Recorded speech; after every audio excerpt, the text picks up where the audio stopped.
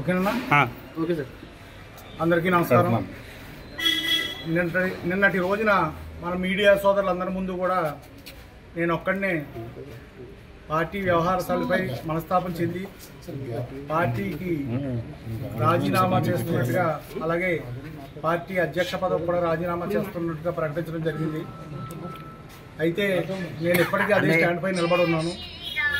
అయితే నాకు మొదటి నుంచి నా బలం, నా అండ దండ అన్నీ కూడా మా మండల తాలూకా సర్పంచులు, ఎంపీటీసీలు, పార్టీ కార్యకర్తలందరూ కూడా గతంలో మాకు ఎమ్మెల్యేకి విభేదాలు వచ్చినా సరే వదిలిపోకుండా నన్ను అంటిపెట్టుకుని ఉన్నారు.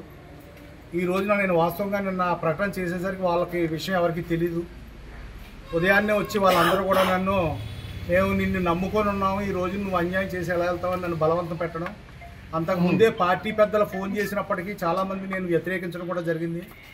కానీ అంతిమంగా మా సోదరులందరూ కూడా నన్ను నిర్బంధించడంలో, అలాగే మా సోదరుడు రామకృష్ణని కూడా వచ్చి ఇది కొద్దిగా ఓపు పడదాం, కంగారు పడద్దని చెప్పారు.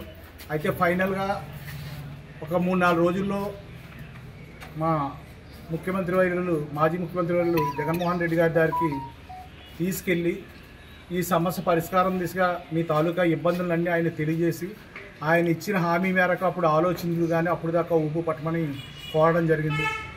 కాబట్టి నేను అందరికంటే నా కేడర్ తాలూకా నిర్ణయం మేరకు కొద్దిగా ఊపు పట్టవలసి వస్తుంది. ఎందుకంటే వాళ్ళే నా బలం కాబట్టి, వాళ్ళ అభ్యర్థన నేను తప్పనిసరిగా పరిగణలోకి తీసుకోవాలి కాబట్టి దాన్ని తీసుకొని నేను ఖచ్చితంగా ఈ 3-4 రోజుల్లో కొద్దిగా ఊపు పట్టి మాకు పార్టీ సైడ్ నుంచి సరి అయిన నమ్మకం దొరికినట్లయితే ఖచ్చితంగా అప్పుడు ఆలోచించి నిర్ణయం తీసుకుంటానని చెప్పేసి తెలియజేస్తూ మీ అందరికీ ప్రత్యేక ధన్యవాదాలు తెలియజేస్తుంటాను.